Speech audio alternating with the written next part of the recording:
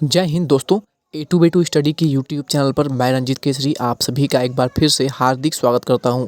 दोस्तों आज की जो क्लास होने वाली है वो डी फार्मा स्टूडेंट्स के लिए फिजिक्स की क्लास होने वाली है। आपको बता दें कि इससे पहले हमने चैप्टर 1 को कम्प्लीटली स्टडी कर चुके हैं। आज की क्लास में हम एक नए चैप्टर को स्टार्ट कर रहे हैं जिसका नाम है सदिश विश्लेषण। काफ़ी इंपॉर्टेंट चैप्टर है आपके फिजिक्स का और इससे न्यूमेरिकल क्वेश्चन और एक ऑब्जेक्टिव क्वेश्चन आपके एग्जाम में जरूर आता है। दोस्तों आज की इस क्लास में हम आपको इस पूरे चैप्टर से जितने भी ऑब्जेक्टिव या फिर न्यूमेरिकल क्वेश्चन बनते हैं उसको प्रॉपरली सॉल्व करेंगे और आपको समझाने का भी प्रयास करेंगे।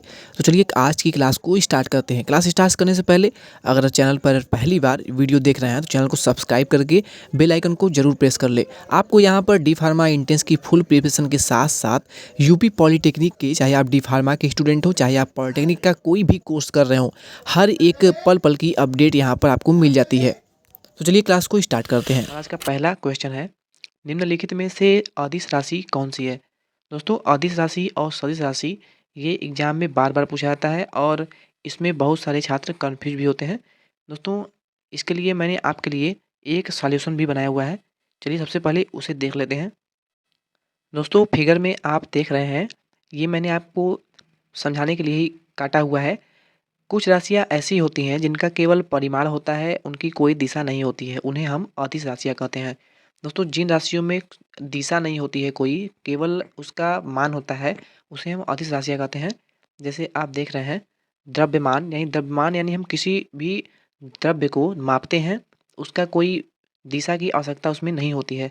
उसी प्रकार दूरी यानी दूरी का हम माप होता है, यानी 10 किलोमीटर 20 किलोमीटर, इसकी कोई दिशा नहीं होती है कि किस दिशा में दूरी है, दूरी एक अदिश राशि है। उसी प्रकार समय जो होता है, टाइम का दूरी से यानी दिशा से कोई रिलेटेड नहीं है, संबंध ही नहीं है। उसी प्रकार चाल, आयतन, घनत्व, दाब, कार्य, ऊर्जा, शक्ति, आवेश, विद्युत धारिता, विभव, ताप, विशिष्ट ऊष्मा, आवृत्ति, इस सब का कोई दिशा की आवश्यकता इसमें नहीं होती है। ये सभी अदिश राशियाँ हैं। उसी प्रकार अगर आप नीचे देखेंगे सदिश राशियाँ, तो सदिश राशियाँ कुछ ऐसी राशियाँ होती हैं जिनमें परिमाण के साथ साथ दिशा की भी आवश्यकता होती है, तो उन्हें हम सदिश राशियाँ कहते हैं। जैसे स्थिति, विस्थापन, वेग। दोस्तों वेग जो होता है या फिर स्थिति या फिर विस्थापन, ये सभी सदिश राशियाँ हैं क्योंकि इन्हें दिशा की आवश्यकता होती है। स्थिति का, आप किसी स्थिति का पता कैसे लगा सकते हैं कि वो किस स्थिति में है, उसको लिए आपको दिशा की आवश्यकता होती है। आपको दिशा पता होना चाहिए कि ये इस स्थिति में है, तभी आप बता पाएंगे।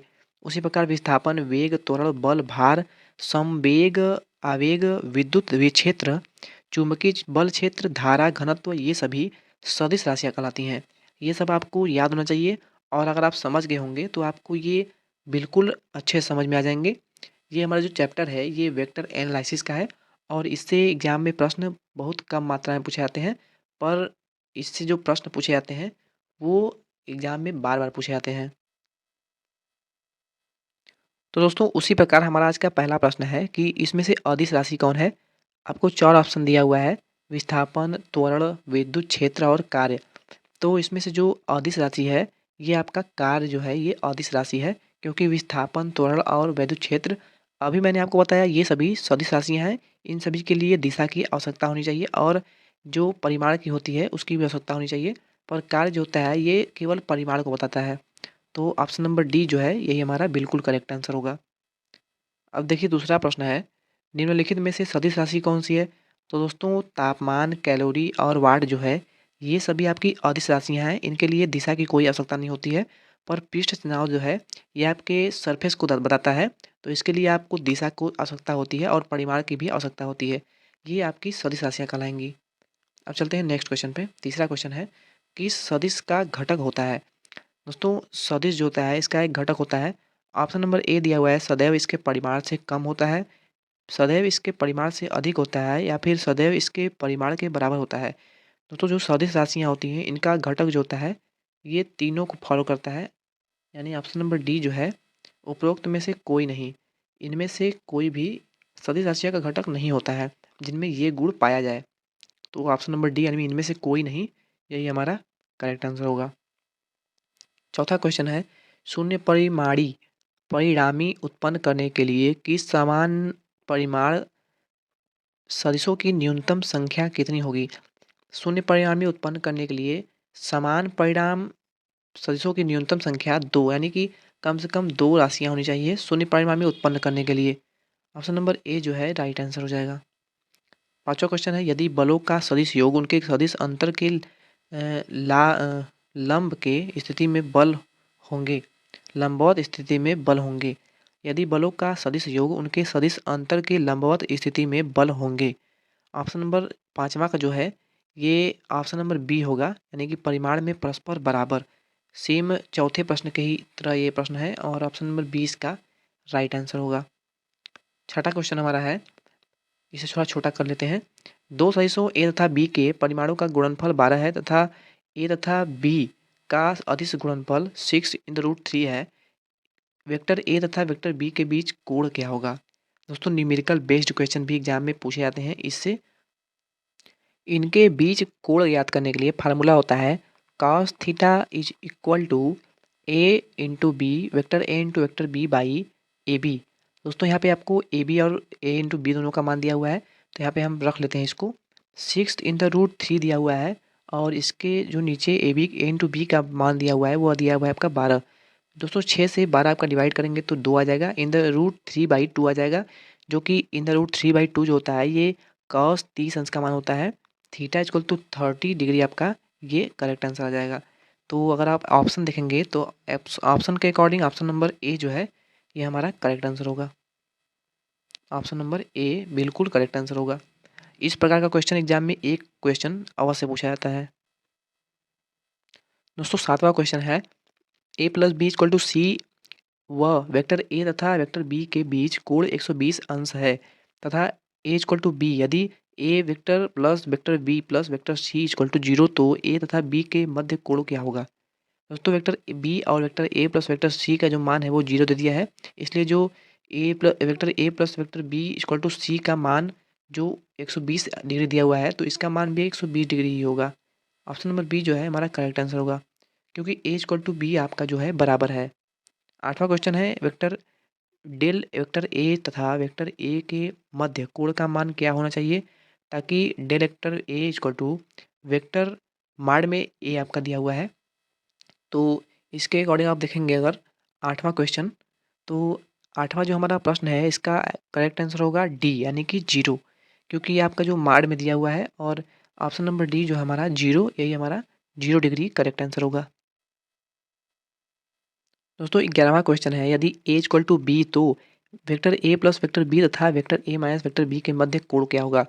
दोस्तों दो वेक्टरों के बीच कोण निकालने के लिए अगर वो एक दूसरे के बराबर हों तो आपको ए प्लस बी और ए माइनस बी का आपस में मल्टीप्लाई करना है, क्योंकि ए इक्वल टू बी आपका दिया हुआ है तो जो आपका मान आएगा वो आपका 0 आ जाएगा। दोस्तों 0 यानी कि आपका जो मध्य जो कोण है वो एक दूसरे के लंबवत है, क्योंकि ए इक्वल टू आपका बी दिया हुआ है। दोस्तों आप इसे याद कर लेंगे, क्योंकि जो अगर लंबवत आपका मध्य में कोण होगा तो आपका हमेशा वो 90 डिग्री होता है, पर अगर दो वेक्टरों के बीच जो कोण होता है वो अगर समांतर होता है, समांतर अगर कोण होता है तो वो आपका एक दूसरे के लंबवत न होकर के समांतर होने के कारण आपका जो कोण का अंश होगा वो डिग्री 0 डिग्री हो जाता है। ये आपने अपनी इंटरमीडिएट क्लास में पढ़ा होगा, बहुत ही इंपॉर्टेंट है कि लंबवत कोण होने पर आपका जो मान होगा वो क्या होगा, तो वो 90 डिग्री होगा, वहीं समांतर अगर होगा तो वो आपका 0 डिग्री हो जाता है। 12वां क्वेश्चन है, यदि दो एकांक सदिशों का योग एकांक सदिश है तो उनके अंतर का परिणाम क्या हो जाएगा? हमारा जो 12वां क्वेश्चन है इसका हमारा करेक्ट आंसर होगा ऑप्शन नंबर सी, यानी कि in the root 2। Option number D हमारा इस प्रश्न का करेक्ट आंसर होगा, क्योंकि दो एकांक सदिशों का योग एकांक सदिश है तो इसलिए उनके जो अंतर होंगे वो इन द रूट 2 होंगे। ऑप्शन नंबर डी हमारा बिल्कुल करेक्ट आंसर हो जाएगा। दोस्तों हमारा 13वां क्वेश्चन है, vector A plus vector B तथा vector A cross vector B के बीच कोण क्या होगा?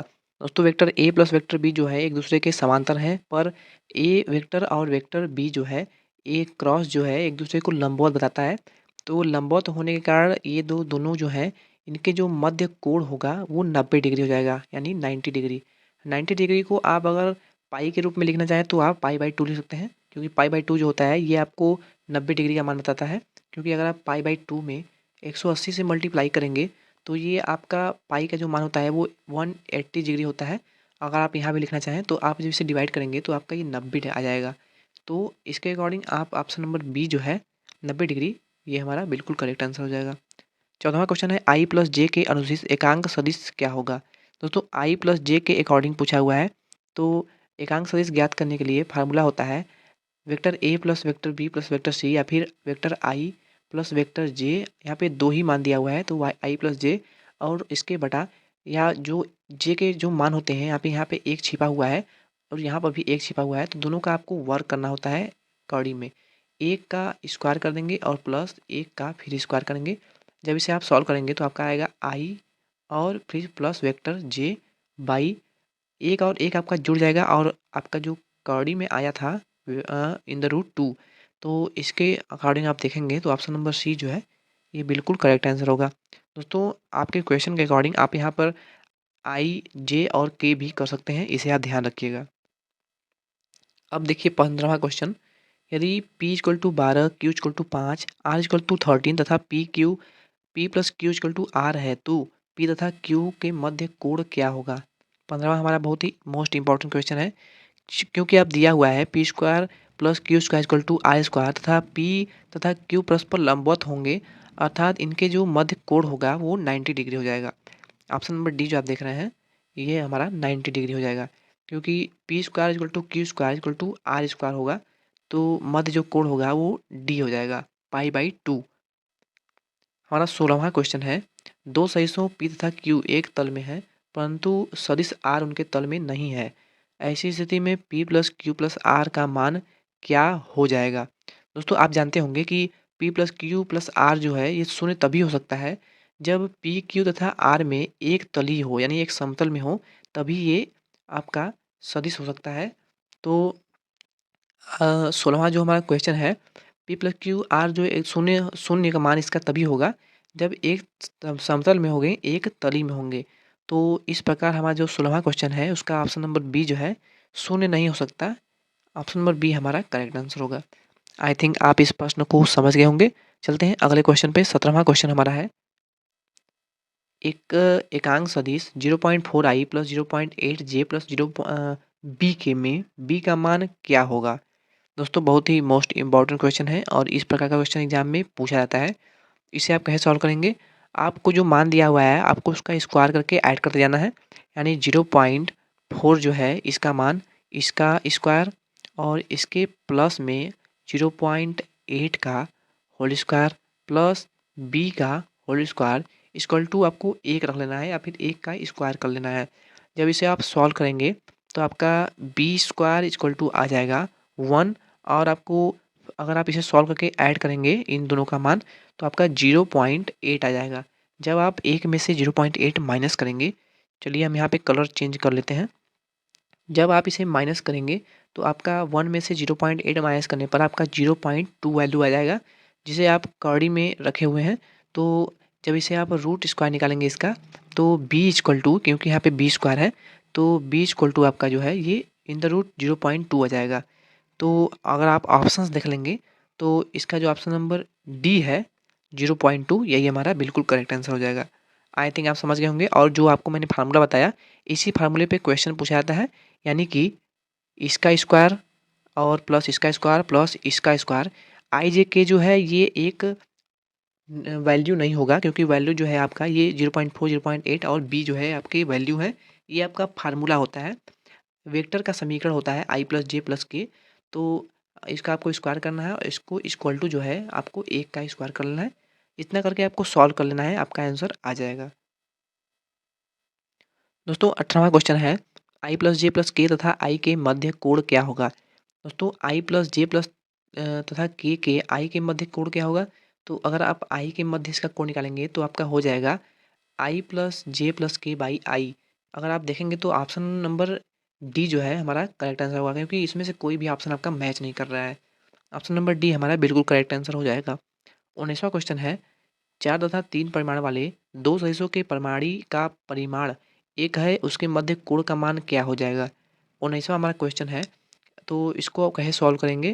दोस्तों एक फार्मूला होता है cos theta is equal to R square minus P square minus Q square और इसके बाद होता है आपका 2pq। ये फार्मूला आपने अगर पढ़ा होगा जानते होंगे, अन्यथा इस फार्मूले को आप नोट कर लीजिए। इस पर एग्जाम में बार बार क्वेश्चन पूछा जाता है।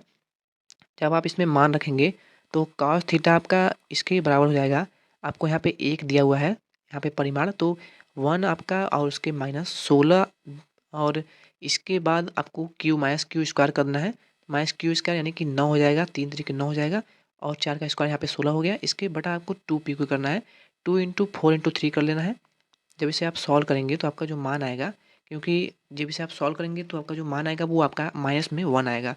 दोस्तों माइनस में 1 आपका जो है मान आएगा, क्योंकि कॉस थीटा जो माइनस में होता है मान इसका, कॉस थीटा इक्वल टू -1 जो मान होता है ये आपका 180 डिग्री का होता है कॉस में, जो कि पाई आप लिख सकते हैं। पाई जो होता है ये कॉस 180 डिग्री का मान होता है, जो कि -1 होता है। तो पाई जो है ऑप्शन नंबर ए, ये हमारा बिल्कुल करेक्ट आंसर हो जाएगा क्वेश्चन नंबर 19 का। दोस्तों फार्मूले को नोट कर लीजिएगा और उसे याद भी कर लीजिएगा, उस पर प्रश्न आपके एग्जाम में बार बार पूछे जाते हैं। 20वां क्वेश्चन जो है आपका पी तथा क्यू परिमाण वाले दो सदिशों के अधिकतम तथा न्यूनतम परिमाणी का परिमाण 3 संबंध 1 में अनुपात में है, निम्नलिखित में से कौन सा संबंध सही होगा। 20वां क्वेश्चन है और इसका ऑप्शन नंबर सी होगा, पी इक्वल टू 2Q। बहुत ही आसान क्वेश्चन है और इसे आप सॉल्व कर लीजिएगा और हमें कमेंट बॉक्स में इसका आंसर भी कर दीजिएगा कि आपका कितना आ रहा है।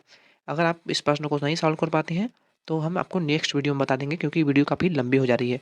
21वां क्वेश्चन हमारा है, दो सदिशों के परिमाणों का योग 18 है तथा इनके परिमाणी का परिमाण 12 है। यदि परिणामी एक सदिश लंबवत है तब दोनों सदिशों के बीच परिमाण क्या हो जाएंगे। 21वां हमारा क्वेश्चन है और इसका जो ऑप्शन नंबर ए है 15 और 13, यही हमारा करेक्ट आंसर आएगा, ऑप्शन नंबर ए।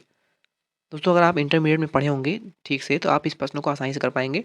हमारा 22वां क्वेश्चन है, समान परिमाण के दो सदिशों का परिणामी इनमें से एक के बराबर है तो सदिशों के मध्य कोण क्या हो जाएगा। 22वां क्वेश्चन है। दोस्तों आप जानते होंगे एक फार्मूला होता है, R is equal to in the root कड़ी में A square plus B square और प्लस 2ab कॉस थीटा। ये फार्मूला अगर आप जानते होंगे तो आप इस फार्मूले को लगा करके इस क्वेश्चन को सॉल्व कर पाएंगे। बस आपको इसमें मान आपका रख देना है, जो भी मान दिया हुआ है। इसे जब आप सॉल्व करेंगे तो इसका आपका 120 डिग्री आएगा। 22वां क्वेश्चन आप सॉल्व करेंगे तो ऑप्शन नंबर डी हमारा इस प्रश्न का करेक्ट आंसर आ जाएगा। हमारा आज का 23वां यानी आखिरी क्वेश्चन है, एक सदिश f equal to 4i minus 3j है, यदि इस सदिश के लंबवत सदिश कौन सा हो जाएगा। 23वां क्वेश्चन है और आपको लंबवत सदिश ज्ञात करना है। तो 23वां जो हमारा क्वेश्चन है इसका ऑप्शन नंबर सी जो है 7K, यही हमारा करेक्ट आंसर होगा, ऑप्शन नंबर सी। दोस्तों इसको मैंने सॉल्व कैसे किया, आप जानते हैं कि वेक्टर का जो फार्मूला होता है, जो समीकरण होता है, वो vector I plus vector J plus vector के होता है।